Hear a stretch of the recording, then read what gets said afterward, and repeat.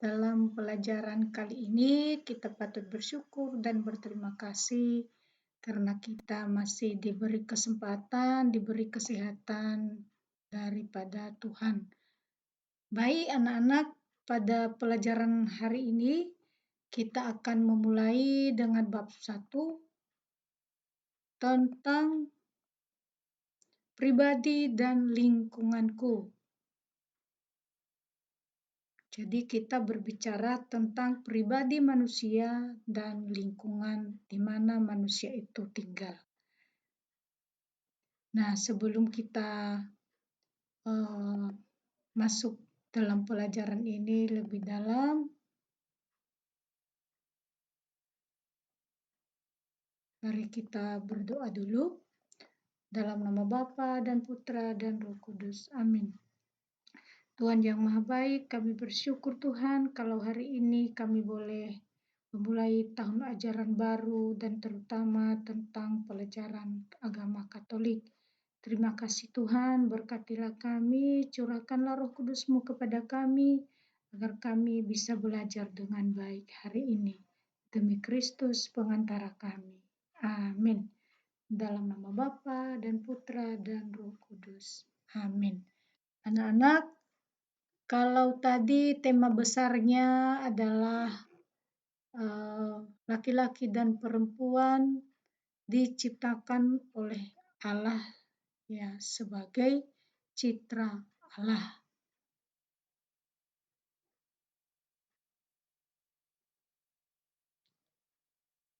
Nah, beberapa pandangan tentang laki-laki dan perempuan.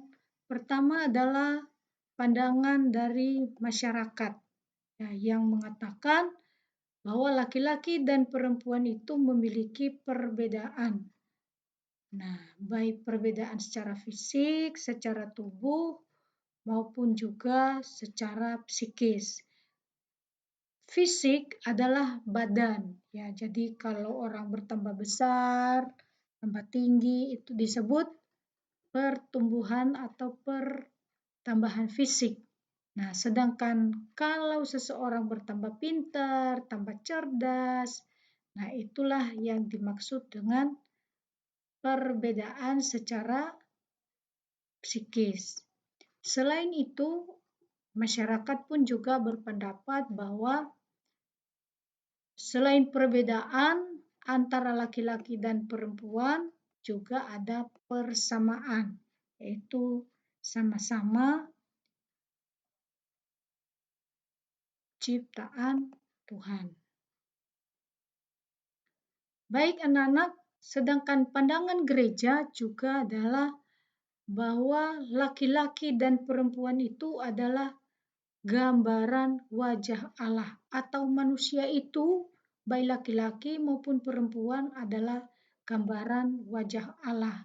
Jadi kalau kita mau melihat gambar wajah Allah ya kita melihatnya dalam wajah teman-teman kita, keluarga kita, atau kita sendiri pun juga menjadi pancaran wajah Allah. Nah, sedangkan pandangan dalam kitab suci, terutama kitab Kejadian ayat 1, bab 1 ayat 28 sampai 30, dikatakan bahwa manusia itu adalah citra dan gambar wajah Allah. Karena itu kedudukan manusia itu istimewa. Karena ada kecocokan, kesepadanan antara laki-laki dan perempuan. Sedangkan manusia juga sama derajatnya di hadapan Allah. Nah, pandangan kitab suci yang lain mengatakan bahwa memiliki martabat yang luhur. Jadi manusia itu menunjukkan memiliki martabat yang luhur ya, karena menunjukkan kodrat yang berbeda antara laki-laki dan perempuan sesuai dengan tugas dan tanggung jawabnya masing-masing. Perbedaan secara kodrati di sini sedikit saya jelaskan bahwa perbedaan secara kodrati itu artinya perbedaan yang tidak bisa digantikan ya, terutama pada fungsi sebenarnya ya, tugas. Nah, Misalnya di sini seorang ibu ya tidak bisa digantikan oleh seorang bapak ya. Jadi seorang ibu yang hamil, yang mengandung, yang nanti akan melahirkan seorang anak tidak bisa digantikan oleh seorang ayah misalnya. Nah, sama juga sebagai ayah peranannya adalah tugasnya adalah bekerja. Untuk apa? Untuk memenuhi nafkah keluarga. Nah, sekalipun pada zaman sekarang anak-anak ya jadi perempuan-perempuan juga ya tidak hanya sekedar melahirkan anak, merawat anak, masak di rumah atau memelihara rumah saja, tetapi juga sekarang ini ya sudah banyak perempuan-perempuan yang hebat yang juga ikut serta dalam memenuhi tanggung jawab ya untuk mencukupi nafkah keluarga. Nah, namun pun demikian ya Tuhan sungguh menciptakan perbedaan. Ya, tujuannya adalah pertama untuk kita saling menolong ya. Jadi ada satu hal yang bisa dilakukan oleh laki-laki tapi tidak bisa dilakukan oleh seorang perempuan. Juga sebaliknya, ada satu pekerjaan yang harus dilakukan oleh seorang wanita yang juga tidak bisa digantikan oleh seorang ayah. Misalnya tadi mengandung anak, melahirkan anak. Ya, namun semuanya ini anak-anak merupakan satu kesatuan yang bertujuan untuk saling membahagiakan. Ya, jadi perbedaan-perbedaan itu tujuannya untuk manusia itu sendiri bisa berbahagia. Kemudian kesimpulan dari materi ini adalah terutama Tuhan menciptakan laki-laki dan perempuan berbeda. Ya, pertama sekali adalah untuk menunjukkan kuasa dan kemuliaan Allah, bahwa Allah itu tidak punya kehabisan stok, ya. Walaupun sekian miliar, sekian triliun manusia di dunia ini, tapi tidak ada yang sama, ya. Satu dengan yang lain berbeda. Jadi itu menunjukkan kemuliaan Allah. Kemudian tujuan yang kedua adalah berbeda untuk saling melengkapi ya. Jadi di dalam gambar ini ya saling melengkapi. Nah, ketiga berbeda untuk saling membahagiakan, saling menolong ya.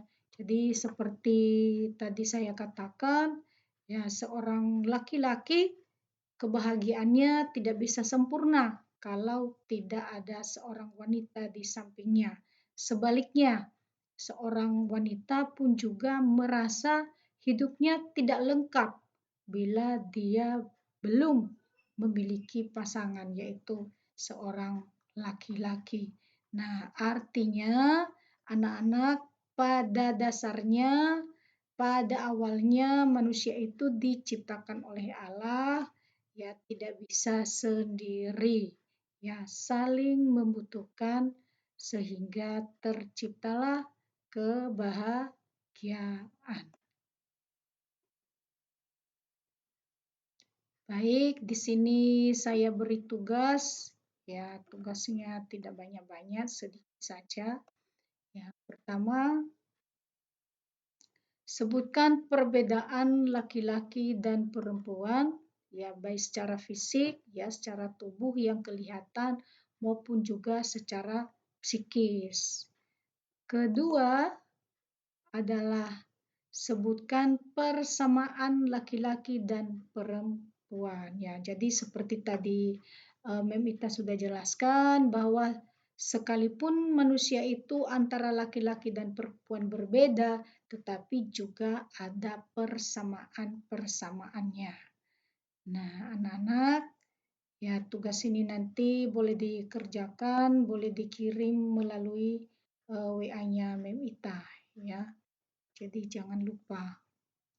Baik, sampai di sini dulu materinya Mem Ita hari ini. Sampai jumpa di materi lain, di kesempatan yang lain. Terima kasih. Tuhan memberkati anak-anak semua. Amin.